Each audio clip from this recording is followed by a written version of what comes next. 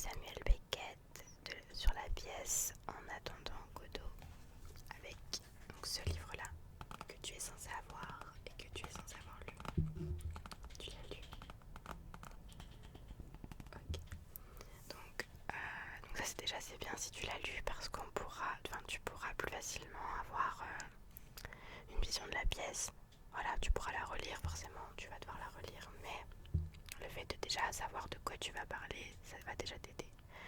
Donc ce que je vais te demander, c'est de faire une mise en scène donc de la dernière scène qui va partir donc, de la page 121 à partir donc de le soleil se couche, la lune se lève jusqu'à la toute dernière réplique de la pièce qui est allons-y. D'accord? Ça va aller? Oui. Donc, ce que je te demanderai, c'est juste... je vais te donner quelques consignes. Alors, il faut savoir que aujourd'hui, si tu mets en scène un texte de Samuel Beckett, tu es vraiment obligé de respecter toute la pièce, toute la didascalie, toutes ces indications scéniques. C'est-à-dire que Beckett a encore des droits sur sa pièce, du moins c'est sa fille, et donc aujourd'hui si un metteur en scène veut mettre en scène cette pièce de théâtre, il va devoir respecter tout ce qu'il y a écrit dans le livre, il va être obligé de mettre en scène, de mettre sur scène un arbre, parce que c'est un élément important dans la pièce et donc on est obligé de représenter l'arbre sur scène, c'est obligatoire. Bien sûr, t'es pas obligé de mettre un vrai arbre, tu peux mettre un morceau de bois et dire que c'est l'arbre ou quoi que ce soit, mais tu es obligé de rendre cet arbre présent sur scène. Et moi, je vais te demander, même si on est à la fac et que tu n'es pas obligé de respecter ce que l'auteur veut, et bien je vais te demander de le faire quand même, parce que ce sera un élément un peu compliqué pour toi, mais tu seras obligé de le faire parce que ça va t'aider justement à respecter parfois ce qu'on te demande et les didascalies, à respecter une pièce de théâtre en entier de A à Z. Et donc, par exemple, Samuel Beckett ne voulait pas que les femmes, il ne voulait pas que les deux rôles, donc de Vladimir et de Estragon, soient joués par des femmes. Au théâtre aujourd'hui, une femme peut jouer un rôle d'homme. Beckett ne voulait pas. Moi, je vais t'autoriser par contre, si tu veux que ce soit une fille qui joue un rôle, il n'y a pas de souci là-dessus. Ça ne me dérange pas, mais pour tout le reste, au niveau des indications scéniques, des didascalies, de l'histoire, je veux que tu suives de A à Z ce que Beckett veut, d'accord? Et ce que Beckett a écrit. Voilà, c'est la seule chose que je te demande. Au niveau du dossier, je vais te donner les questions tout de suite auxquelles tu devras répondre. D'accord. Donc moi j'avais fait une mise en scène de Beckett aussi. J'avais fait la même scène que toi. Et au niveau des questions, je voudrais que tu me répondes comme ça. Donc je ne veux pas de manuscrit. Je veux que tout soit tapé à l'ordinateur. Et je veux vraiment voilà, ce genre de format et ce genre de réponse. Je veux pas 3 lignes, sinon je peux pas te noter et clairement ce sera un dossier qui pour moi ne mériterait même pas d'être corrigé.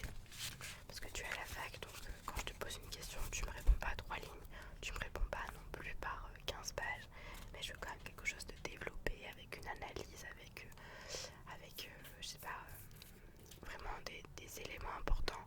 Je veux pas juste que tu me contentes de me répondre sans aller plus loin. Donc première question, je vais te demander ta note d'intention, donc ta présentation du projet de mise en scène. Donc ça c'est une question toute simple pour me mettre un peu dans le bain comme on dit.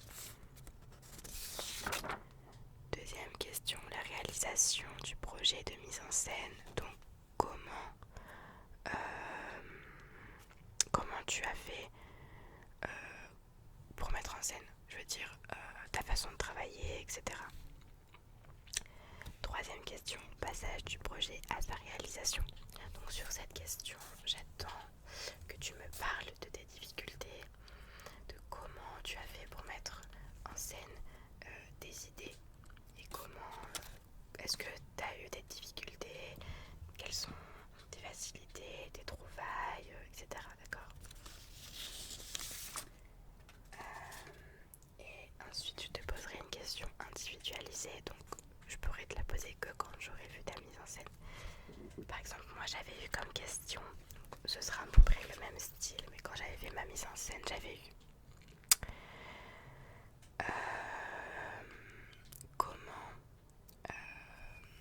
comment pouvez-vous mettre en scène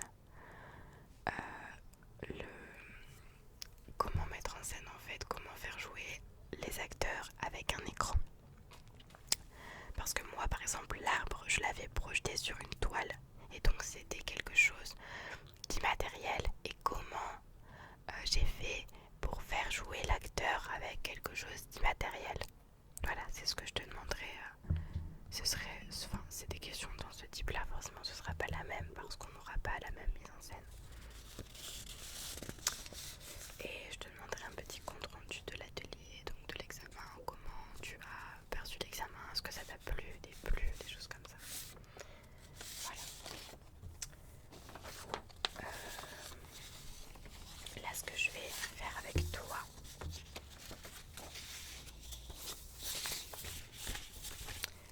par exemple je vais te montrer juste, tu vois, je sais pas si tu verras bien, mais là moi j'ai, donc ça c'est une photo de ma mise en scène.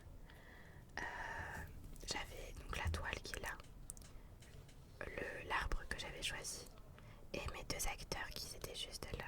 Donc là ils étaient derrière, ils ont joué devant tout le long mais à la fin ils se sont rencontrés derrière, etc.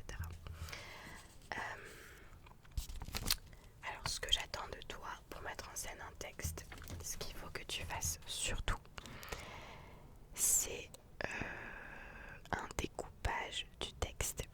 Donc quels sont les éléments importants à mettre en avant, quelle est la dramaturgie de Beckett, comment il a écrit, quels sont ses enjeux, les enjeux du texte. Est-ce que c'est un texte psychologique, est-ce que c'est un texte qui va être plus dans la comédie, dans le rire, dans l'allusion. Ce qu'il faut savoir donc c'est que l'histoire, donc ça parle de deux hommes, donc deux amis qui attendent Godot. Godot c'est l'élément principal de la pièce, mais c'est quelqu'un qu'on ne connaît pas, qu'on ne voit pas, on ne sait pas s'il existe, on ne sait pas si c'est un personnage surnaturel. On peut penser que c'est Dieu, parce qu'il parle de lui comme un dieu et il attend et il y a tout ce mystère autour de ce personnage. C'est une pièce qui est basée sur l'attente. Il ne se passe rien dans cette pièce, il ne se passe rien dans la vie de ces deux personnages. Donc comment mettre en scène du rien? Voilà, comment mettre en scène une pièce dans laquelle tout est basé sur l'attente, la répétition, sur la vénération et l'attente d'une personne qui n'existe peut-être pas, parce que ça on sait pas. Beckett ne nous dit pas Godot c'est Dieu, Godot c'est quelqu'un qui existe. On est vraiment dans la supposition complète. Comment toi tu vas mettre en scène ceci? Comment tu vas mettre en scène cette attente? Il faudra que tu respectes donc les didascalies. Donc qu'est-ce que c'est qu'une didascalie? Qu'est-ce qu'une didascalie? Voilà, donc ce sont les indications scéniques de l'auteur, comme par exemple ici, qui sont écrites en italique. De toute façon, les didascalies, elles sont tout le temps écrites en italique. Donc par exemple, là, c'est écrit le garçon, le soleil se couche, la lune se lève, Vladimir reste immobile, Estragon se réveille, se déchausse, se lève, les chaussures à la main, les dépose devant la rampe, va vers Vladimir et le regarde. Il faut que dans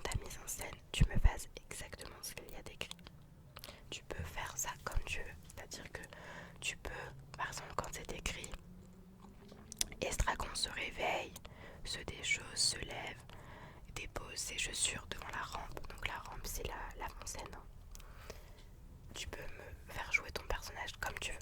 Soit tu peux me le faire jouer en étant déprimé, en étant malade, en étant joyeux. Tu me fais ce que tu veux, mais tu me respectes exactement ce qu'il y a d'écrit. Ensuite, par exemple, si tu me fais un personnage complètement déprimé, je veux que tu m'expliques pourquoi il est déprimé, pourquoi tu as choisi de le rendre, de le faire jouer dans cet état, pourquoi tu as pris ce parti pris de te dire ce personnage-là, il sera heureux, ce personnage-là, il sera déprimé. Moi, par exemple, dans ma mise en scène, j'avais dit que Estragon était fictif, c'est-à-dire qu'il ne vivait que dans la tête de Vladimir. En fait, j'avais dit que Vladimir était schizophrène, que tout ça l'avait rendu fou, et qu'en fait Estragon c'était juste une personne dans sa tête, et que... Mais j'avais justifié ça au niveau de ma mise en scène. D'où le fait d'utiliser un arbre immatériel et de ne... parce que tout ce qui se passait autour de ce personnage n'était pas vrai et n'existait pas. Et donc l'arbre dans ma mise en scène, il n'était pas réel, j'avais pas ramené un arbre. Et donc j'avais traduit ça comme ça. Toi, si demain tu me dis, j'ai choisi de mettre en avant le fait que Vladimir c'est une personne qui aime la vie, tu vas devoir me dire pourquoi et comment tu l'as traduit dans ta mise en scène. Je ne veux pas non plus que tu me rajoutes des éléments de décor qui ne sont pas inscrits dans le texte. Mais par exemple, si je peux te donner un petit conseil, moi c'est comme ça que je fonctionne pour mettre en scène un texte. Je fais jouer les acteurs. C'est-à-dire qu'il y en a qui sont beaucoup plus théoriques et qui vont réfléchir autour d'une table et se dire à ce moment-là on va faire ça, à ce moment-là on va faire ça. Moi c'est tout l'inverse. Moi je prends le texte, je prends deux acteurs, donc deux personnes qui veulent bien t'aider à jouer, et je leur dis maintenant vous jouez, et tu les regardes jouer, et tu les refais jouer plusieurs fois, et au fur et à mesure tu vas avoir des idées, t'en auras plein.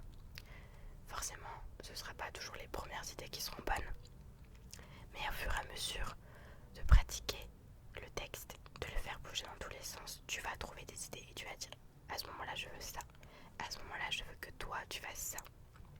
Tu peux les faire marcher. C'est pas parce que dans le texte c'est pas écrit il marche ou il ne marche pas qu'il faut que tu le fasses. Si c'est écrit il est devant scène, il ne bouge pas, là tu respectes. Mais si ce n'est pas écrit, s'il n'y a aucune indication, tu peux faire ce que tu veux de ton personnage. Mais il faut que ça ait du sens. Si ton personnage fait des allers-retours sur scène, forcément nous on va traduire ça par il est dans l'attente, par il est tracassé, il est stressé. Mais si toi tu l'as juste fait marcher, on va avoir des informations erronées. Le spectateur ne comprendra pas si tu mets en avant des choses sans les expliquer. Tu peux pas mettre en avant des choses dans une mise en scène sans que ça ait du sens. Il faut pas que tu partes dans l'optique du je vais utiliser ça parce que ça fait joli, parce que ça rend bien. Non. Moi je veux pas que tu me fasses ça. Je veux vraiment que tu m'expliques tout ton projet et que tu m'expliques ton parti pris. C'est vraiment la chose sur laquelle je vais vraiment insister parce que c'est important que tu m'expliques toutes les choses à chaque fois. D'accord ? Sinon... Après tu peux faire ta propre interprétation, ta propre vision des choses. C'est une pièce qui est basée sur l'attente, donc tu peux jouer avec ça. Comment les personnages attendent, comment l'attente prend de la place dans leur vie, des choses comme ça. Mais faut pas que tu contentes juste de mettre deux personnes sur scène et de leur faire réciter un texte. Pour moi ça n'aura pas de sens et ça ne sera pas déjà intéressant. Et voilà, c'est pas le but de l'exercice. Voilà. Donc au niveau du dossier,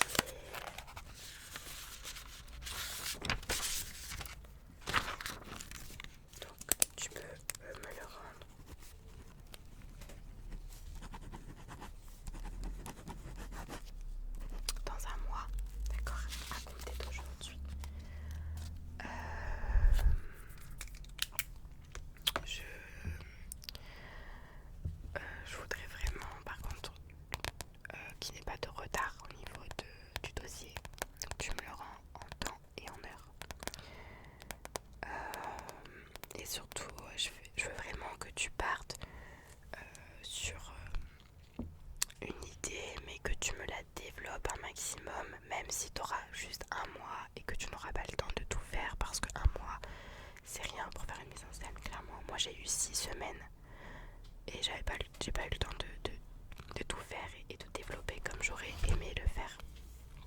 Mais c'est aussi ça le but de l'exercice. Je vais te donner ce livre-là, qui est un livre sur les repères de l'auteur, et c'est une étude détaillée du texte, une analyse des thèmes, etc. D'accord? Donc je vais te le prêter. Alors forcément, je veux pas non plus que tu me fasses exactement ce qu'il y a écrit dans le livre là, parce que sinon je vais le voir déjà. Et j'ai besoin que tu me montres des idées à toi, comment toi tu as perçu la pièce. C'est vraiment ça, c'est que même s'il faut suivre ce que l'auteur veut, il y aura forcément une touche de création de ta part. Et c'est ce que je veux voir. Je veux voir comment toi, tu as réussi à adapter la pièce à ta vision, à ta mise en scène, sans forcément partir dans quelque chose qui va à l'encontre des principes de Beckett. D'accord?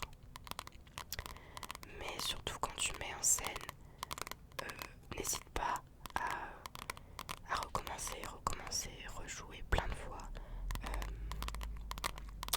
Et n'hésite pas forcément à laisser les choses en suspens. C'est-à-dire que tu n'es pas non plus obligé dans ta mise en scène de tout montrer au spectateur et de vouloir absolument tout faire comprendre au spectateur. C'est pas le but.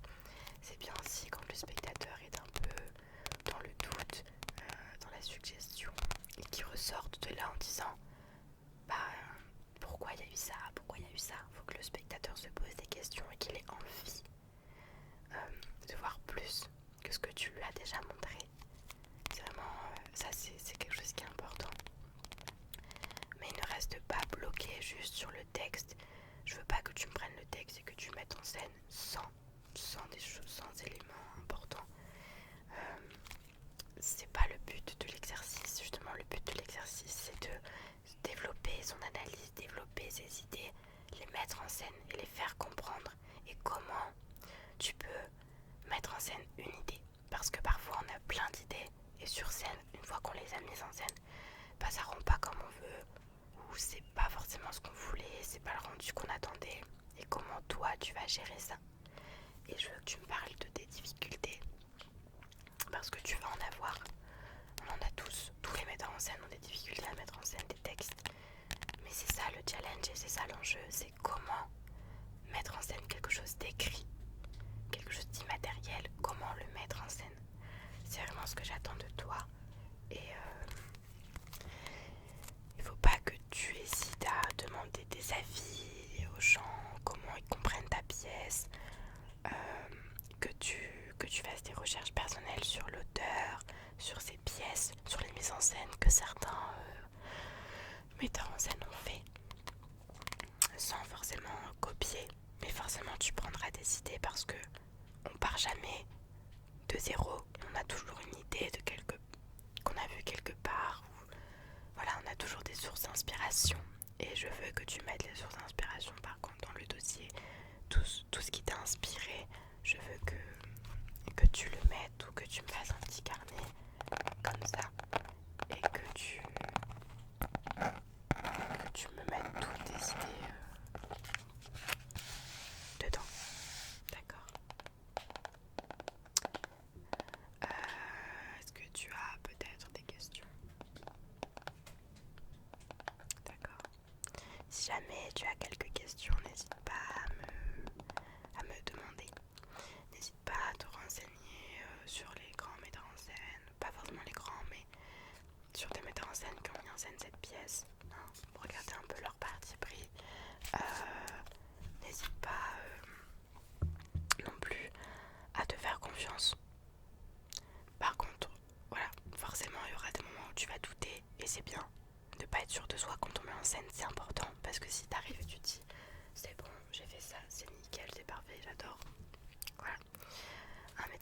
jamais satisfait de ce qu'il fait, n'est jamais satisfait à 100% de son travail parce qu'il aurait aimé faire plus. Et toi, c'est ce qu'il faut que tu ressentes une fois que tu as mis en scène cette pièce. D'accord? Mais n'hésite pas à relire plusieurs fois la scène, à essayer de comprendre pourquoi il y a telle réplique à cet endroit-là, comment tu peux mettre en scène, comment tu peux faire jouer des acteurs. Est-ce que tu veux un jeu fluide, simple? Est-ce que tu veux un jeu énergique, un jeu lent? Mais pourquoi, si tu veux un jeu lent, pourquoi tu as décidé de faire jouer des acteurs comme ça? Pourquoi tu as utilisé tel costume? Pourquoi tu l'as habillé comme ça? Tu peux utiliser, parler, parce que forcément à la fac tu n'auras pas ces moyens-là, mais dans ton dossier de mise en scène, tu peux me parler des lumières que tu as utilisées sur scène. Par exemple, si tu me fais une scène à moitié éclairée, pourquoi cette atmosphère-là? Tu peux vraiment partir sur plein de choses, mais il faut que tu me justifies chacun des éléments que tu as choisi de mettre en scène. D'accord? Donc voilà, si jamais tu as des questions, tu peux me les envoyer par mail. Il n'y a pas de souci, je pourrais te répondre. Essaye vraiment de faire ça à l'avance parce que c'est pas un travail qui se fait à la dernière minute. D'accord? Voilà, en tout cas, je te souhaite bon courage et n'hésite pas si jamais tu as besoin d'aide.